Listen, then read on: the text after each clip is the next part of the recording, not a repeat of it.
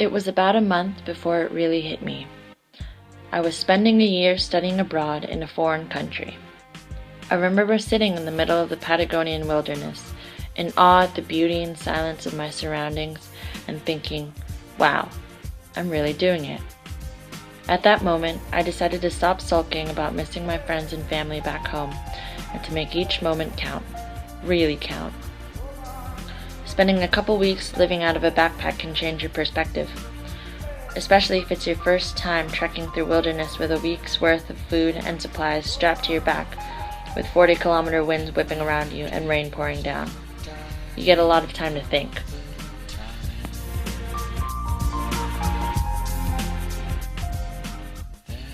Leaving home was a very surreal experience for me. I left in a cloud of overwhelming sadness. I would be saying so long to my friends and the memories of one of the most incredible summers of my life. When I arrived in Santiago, I felt alone and extremely out of my element.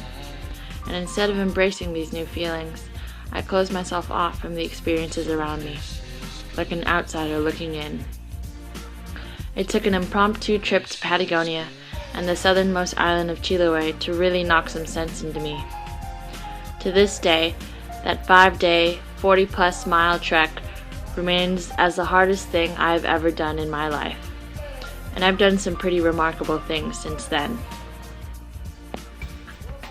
Upon returning to Santiago, I moved out of my homestay and into an 18-person residencia filled with other international students like myself. Although I was the only American, I felt more at home there than I had in a very long time. I would come to realize that traveling and putting yourself out there brings you to meet more like-minded people, and that friendships can be born despite language barriers, because certain qualities and characteristics are transcendent of them. Music, for example, is a phenomenon that brings people together and bonds them in unspeakable ways. A sort of collective euphoria washes over a crowd as they sway together in unison to the rhythms and sounds played on stage. I sought out this universal and instinctual connection with a fervor and attended countless festivals, concerts, gigs, and nightclubs with new friends. From there on out, it was a constant struggle to remain true to myself and to my mission and goal for going abroad.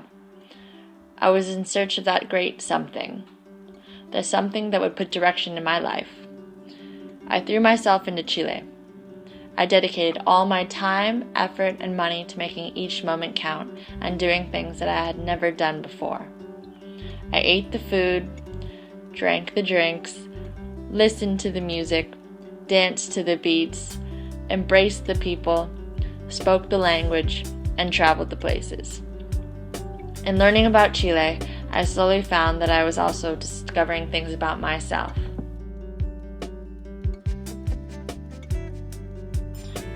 Exposure to new perspectives within school, my internships, and daily interactions and during travel helped with my understanding of myself and those around me. I gained a stronger sense of self-awareness. Everything I did or said had some kind of an effect on someone or something in my surroundings. I guess you could say that I became more environmentally conscious, in the sense that I was more aware of my impact upon it as an individual, what I directly did to it and sometimes for it. While I did not immediately, quote-unquote, find myself or attain some kind of spiritual enlightenment during my year abroad, I did gain the tools and knowledge that have helped me determine what I think is important in life today.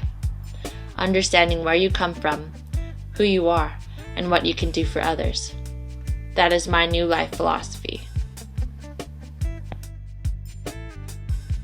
This is not an idea that I arrived at during or even right after my trip.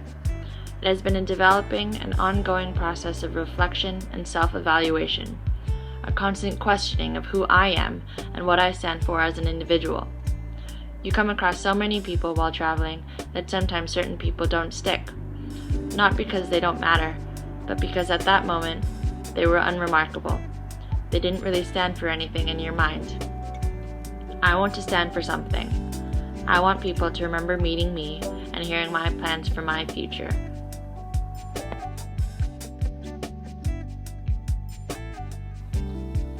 When you begin to understand who you are in relation to the rest of the world, by default, you become more aware of your impact on your environment and everyone else around you.